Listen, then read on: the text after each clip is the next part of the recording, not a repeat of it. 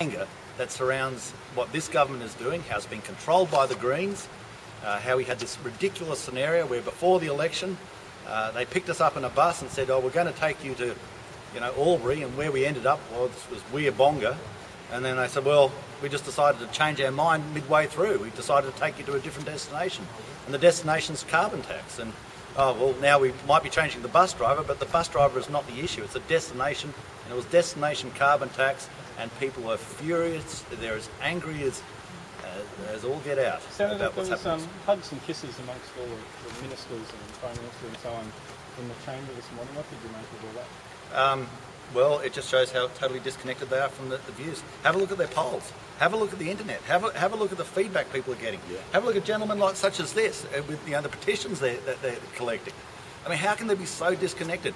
How can they fool themselves in such a way as to honestly believe that the people out there is not a white-hot fury, that it's gone beyond the carbon tax, it's gone to a government that refuses to accept the right of the Australian people to say no. Yeah. Now, I just want to Peter Madden. come across and say g'day. G'day. Mr. You better introduce yourself. Just step forward, please, sir. Yes, certainly.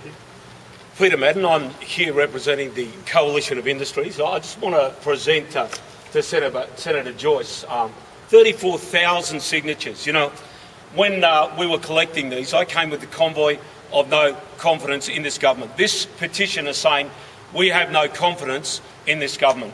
A government that wants to enforce carbon tax against the people's wishes, against the will of the people. Now, this morning I sat in the gallery as the carbon tax legislation was passed. Last time I sat in that same gallery, Mr Anthony Albanese got up and called the convoy of these people who drove from all around Australia. I was camping with them, people from northern Queensland, from Western Australia, all the way from Port Handlett, Darwin, Perth. And this man, with his unmitigated arrogance, said this is the convoy of no consequence.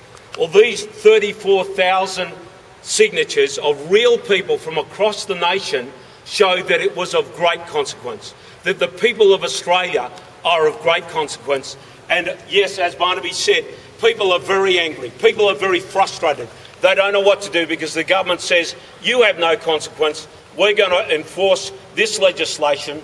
But, you know, I wanted to present these signatures today to say there are many people out there who are saying this is not acceptable, and we'll go on from here. Yeah. Mr Madden, are you planning, is your organisation going to be in the public gallery during question time this afternoon? I will be in the public gallery, and so will David, who is with me. We're representing the Coalition of Industries. And will any other members of that organisation be in the public gallery? Not as far as I know. It's not an official organisation. It is a network of industries who are saying no to the carbon tax. Which industries?